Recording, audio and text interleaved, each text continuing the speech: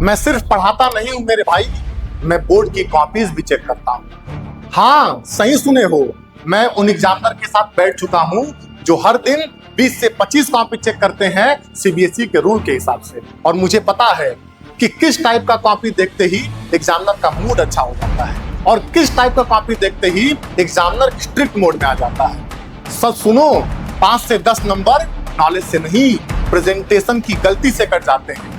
आज मैं तुम्हें वो सब बताऊंगा जो तुम्हारे स्कूल में कोई नहीं बताता है। जब एग्जामिनर कॉपी खोलता है तो उसके दिमाग में सारी बातें चल रही होती हैं, जैसे हैंडराइटिंग क्लियर है कि नहीं, सेक्शन ऑर्डर सही से लिखे हो कि नहीं, फाइनल आंसर क्लियरली दिखाई दे रहा है कि नहीं, यूनिट्स लिखे हो कि नहीं, नीट, क्लीन और लेवल डायग्राम बनाए हो कि नहीं। और एक बात याद रखना मेरे भाई, एग्जामिनर तुम्हारा दुश्मन नहीं है, उसके पास टाइम लिमिटेड है।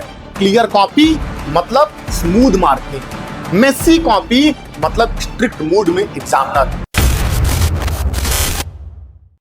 तो ध्यान दो मेरे भाई, मैं तुमको बताता हूं कि तुमको कॉपी कैसे लिखनी है। देखो, सबसे पहले क्या होता है ना, जो हैंड राइटिंग होता है, ध्यान से देखोगे तो हैंड राइटिंग बहुत इंपॉर्टेंट रोल प्ले करता है। होता ही है मेरे भाई कि जो हैंड राइटिंग है ना, वो तुम्हारी पर्सनालिटी का फर्स्ट इंप्रेशन होता है।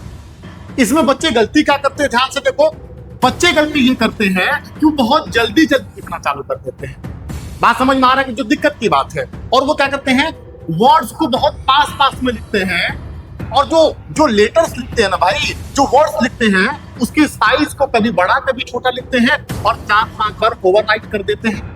क्लियर है कि नहीं? अगर ध्यान से देखोगे, इस बच्चे की कॉपी देखो, इसने क्या किया है, कितना ज्यादा ओवरराइट किया हुआ है, कितनी गंदी ये कॉपी दिख रही है। अगर ये कॉपी एग्जामिनर देखेगा तो फ्रस्ट्रेट हो जाएगा, वो पागल हो जाएगा, वो परेशान हो जाएगा और वो इसको जल्दी चेक करेगा और कम नंबर देकर लिखेगा। बात समझ में आ रहा है कि नहीं आ रहा? ये कॉपी ऐसे लिखी गई है जैसे अर्थक्वेक आ रहा है और कॉपी लिखी जा रही है, भूकंप आ रहा है और कॉपी लिखी जा रही है, इस तरीके से कॉपी लिखी गई।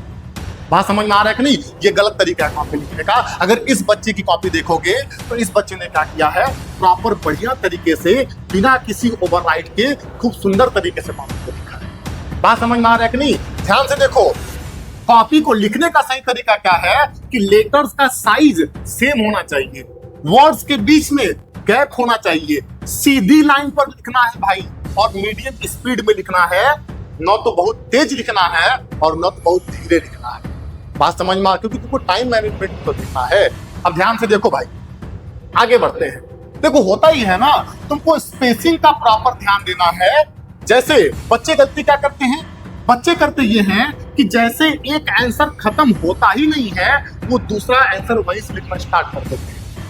बात समझ में आ रहा है कि नहीं? भाई ये काम करो, कॉपी को सांस लेने दो। इस बच्चे को देखो क्या किया हुआ है, इसने क्या किया हुआ है, अभी पहला आंसर खत्म हुआ ही नहीं है, दूसरा लिखना शुरू कर दिया है। और ये गलत तरीका है कॉपी लिखने का। एकदम कॉपी भरी पड़ी है, एग्जामिनर देखेगा उसका दिमाग पागल हो जाएगा। एकदम कॉपी भरी पड़ी है, कॉपी को सांस लेने की फुर्सत नहीं है।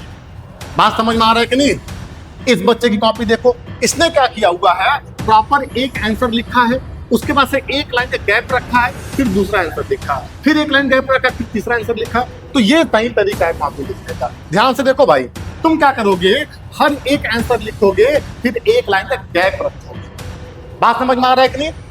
उसके बाद से तुम क्या करोगे ना, जब नया आंसर लिखोगे तो नए आंसर के लिए नई लाइन लिखोगे, नई लाइन में उसको लिखोगे।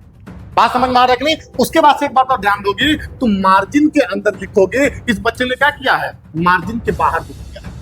क्लियर है कि नहीं? तो ये गलत है भाई। अगर तुम्हारा पेज एकदम क्लीन होगा तो ये पॉजिटिव इंप्रेशन जाएगा, पॉजिटिव वाइब जाएगा एग्जामिनर के पास कि बच्चे ने कितना सुंदर कॉपी लिखा है। बात समझ में आ रहा है कि नहीं? अब आगे बढ़ते हैं भाई, ध्यान से देखो। होता ये है ना कि जो फाइनल आंसर है, ये फाइनल आंसर को तुम हाईलाइट करोगे, हाईलाइट करोगे। बच्चे गलती क्या करते हैं, वो फाइनल आंसर को बीच में छुपा देते हैं, दिखता ही नहीं है। और जब दिखेगा तो एग्जामिनर उसको ढूंढेगा, और क्या एग्जामिनर के पास उतना समय है तो तुम्हारा आंसर ढूंढे? बात समझ में आ रहा है कि नहीं? ध्यान से देखो, तुमने फाइनल आंसर छुपा दिया, तुमने यूनिट नहीं लिखा। क्लियर है कि नहीं? इस बच्चे को देखो, इसने कॉपी तो बढ़िया लिखा है, लेकिन क्या किया हुआ है, ये इस बच्चे का फाइनल आंसर है।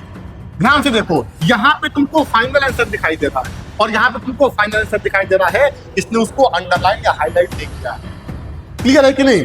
लेकिन अगर इस बच्चे की कॉपी देखोगे तो इसने क्या किया हुआ है, प्रॉपर तरीके से फाइनल आंसर को बॉक्स में लिखा हुआ है।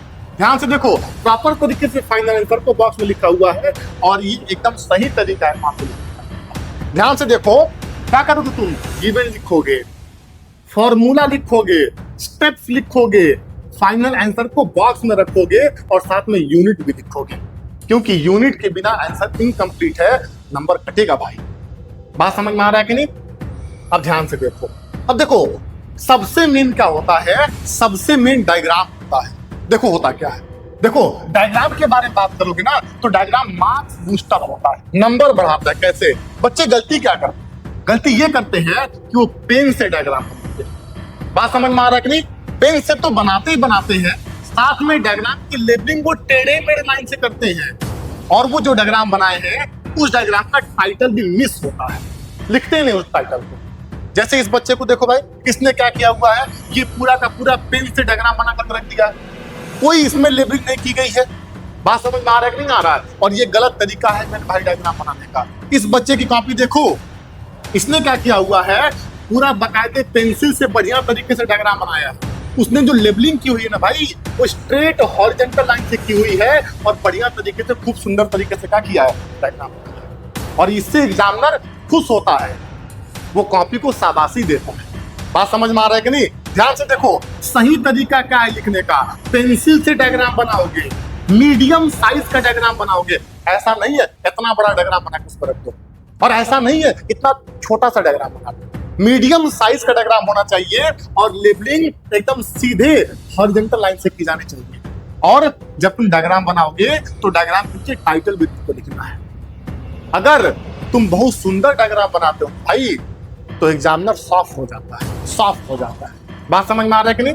अब ध्यान से देखो, तुम क्या करते हो, तुम मैथ्स में मैजिक दिखाना शुरू करते हो। क्या करते हो, क्वेश्चन पढ़ते हो, स्टेप नहीं लिखते हो, सीधा क्या लिखते हो, आंसर लिखते हो। ये गलत बात है। देखो होता ये है ना कि एक एक स्टेप पे मार्किंग होती है, ये सीबीएसई डिसाइड करता है कि हर एक स्टेप पे तुमको नंबर देना है, आधा नंबर, एक नंबर, ऐसा नंबर देना है।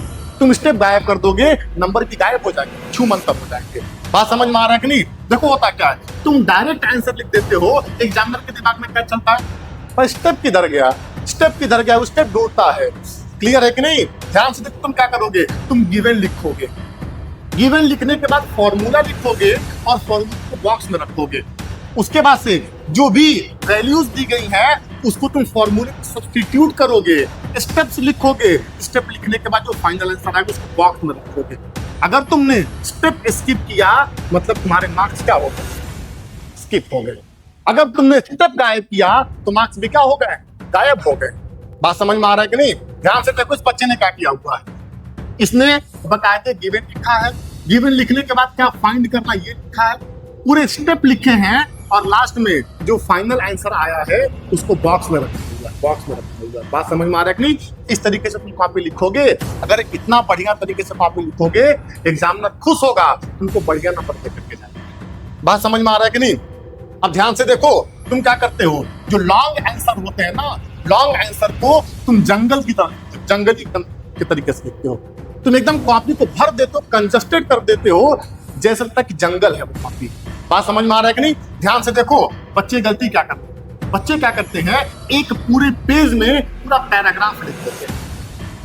यही नहीं, अभी और सुनो भाई, तुम क्या करते हो, तुम क्या करते हो, कोई हेडिंग लिखते हो, हेडिंग गायब कर देते हो। उसके बाद से क्या करते हो, कोई पॉइंट फॉर्मेट नहीं यूज करते हो, किसी भी इंपॉर्टेंट कीवर्ड को अंडरलाइन करते हो। इस रिजल्ट क्या होता है, रिजल्ट ये होता है कि तुमने जो मेन बात लिखी है वो मेन बात एग्जामिनर को दिखाई नहीं देता। अगर मेन बात एग्जामिनर को नहीं दिखाई देगा, एग्जामिनर तो पगला जाएगा, एग्जामिनर तो फ्रस्ट्रेट हो जाएगा, जैसे वो पागल हो तुम्हारे पास को फेंक देगा, नंबर नहीं देगा तुमको मेरा। बात समझ में आ रहा है कि नहीं? ध्यान से देखो, सही तरीका क्या है लिखने का, सही तरीका ये है, तुम आंसर को पॉइंट में लिखो, first point, second point, third point, fourth point. अगर 5 नंबर का क्वेश्चन है, 5 पॉइंट या 4 पॉइंट लिखोगे, तब जाकर के एक एक पॉइंट तुमको नंबर मिलता जाएगा। बात समझ में आ रहा है कि नहीं आ रहा है? तो 4 से 5 क्लियर पॉइंट लिखोगे अगर 5 मार्क्स का क्वेश्चन है तो। क्लियर है कि नहीं?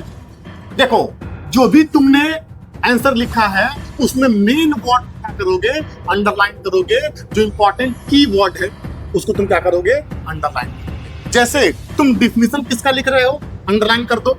जो भी इंपॉर्टेंट टर्म यूज कर रहे हो, अंडरलाइन कर दो।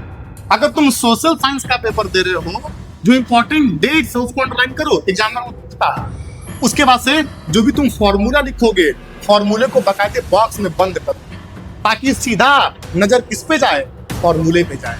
बात समझ में आ रहा है कि नहीं? उसके बाद तुम जो भी हेडिंग लिखोगे ना भाई, उस हेडिंग्स को बढ़िया तरीके से अंडरलाइन करोगे, ताकि एग्जामिनर हेडिंग को देखे। बात समझ में आ रहा है कि नहीं? एग्जामिनर को डायरेक्ट मेन आंसर दिखना चाहिए, पूरा पोथा जो तुम लिखोगे वो नहीं दिखना चाहिए। मेन वर्ड दिखने चाहिए, उसको चेक करेगा, वो नंबर देता जाएगा। बात समझ में आ रहा है कि नहीं? अब ध्यान से देखो, देखो इसमें क्या हुआ है, इस बच्चे ने क्या किया हुआ है। कॉपी तो सही लिखी गई है, बढ़िया से अंडरलाइन भी किया गया है, लेकिन इसमें पॉइंट के रूप में आंसर नहीं लिखा गया। जैसे फर्स्ट पॉइंट, सेकंड पॉइंट, ये गलत तरीका लिखने का। इस बच्चे को देखो, अगर ये 2 नंबर का क्वेश्चन है, 2 मार्क्स का क्वेश्चन है, इसने क्या किया है, पूरा प्रॉपर तरीके से 2 पॉइंट बनाया। बात समझ में आ रहा है कि नहीं? एग्जामिनर क्या करेगा, चेक करेगा, 1 नंबर देगा, फिर चेक करेगा, 1 नंबर देगा, 2 नंबर मिल गया। बात समझ में आ रहा है कि नहीं? तो इस बात को ध्यान दोगे, जब भी लॉन्ग आंसर लिखोगे तो पॉइंट के फॉर्मेट में लिखोगे। एग्जामिनर को कॉपी चेक करना आसान। क्लियर है कि नहीं? अब आगे बढ़ो भाई, ध्यान से देखो। तुम क्या करते हो, जब भी कोई न्यूमेरिकल सॉल्व करते हो तो क्या करते हो भाई, तुम यूनिट लिखना ही भूल जाते हो। यूनिट लिखना भूल जाओगे ना भाई, तो उस केस में वो आंसर आधा आंसर माना जाएगा। और आधा आंसर मानने का मतलब क्या है, आधा नंबर कट गया। क्लियर है कि नहीं? तुमने यूनिट गायब कर दिया, एग्जामिनर तुम्हारा आंसर गायब कर देगा, तुम्हारा नंबर गायब कर देगा। बात समझ में आ रहा है कि नहीं? तो ध्यान से देखो भाई, अगर तुमने 25 लिख दिया है तो 25 क्या है, क्या 25 मीटर है, क्या 25 केजी है, क्या 25 न्यूटन है, क्या 25 ओम है, क्या वोल्ट है, क्या है 25। बात समझ में आ रहा है कि नहीं? तो प्रॉपर तरीके से यूनिट लिखोगे। समझ में आ रहा है कि नहीं? यूनिट के बिना क्या है, यूनिट के बिना आंसर अधूरा है, जैसे बैटरी के बिना मोबाइल अधूरा है। बात समझ में आ रहा है कि नहीं? ध्यान से देखो भाई, तुमको टाइम मैनेजमेंट में विशेष ध्यान देना है। जैसे क्या करना है तुमको, कि तुमको शुरू के 15 मिनट में पेपर को बढ़िया तरीके से रीड करना है। क्लियर है कि नहीं? उसके बाद तुम क्या करोगे, जो इजी क्वेश्चन होंगे उस इजी क्वेश्चन को पहले सॉल्व करोगे। उसके बाद से जो लास्ट के 10 मिनट बचेंगे, उस 10 मिनट में तुम कॉपी को पूरा बढ़िया तरीके से चेक करोगे। क्या चेक करोगे, तुमने यूनिट लिखा है कि नहीं, तुमने क्वेश्चन नंबर डाला है कि नहीं डाला। एक बात और ध्यान से देखना भाई, तुम क्या करते हो, तुम क्वेश्चन इधर उधर सॉल्व करते हो। देखो होता क्या है, तुम क्वेश्चन को सॉल्व करते जाओ, जो तुमको नहीं समझ में आ रहा है उसको लास्ट में सॉल्व करोगे, बीच में नहीं सॉल्व करोगे। एग्जामिनर पागल होता है, परेशान होता है, उसको मालूम ही नहीं चल पाता है उसको नंबर कितना देना है।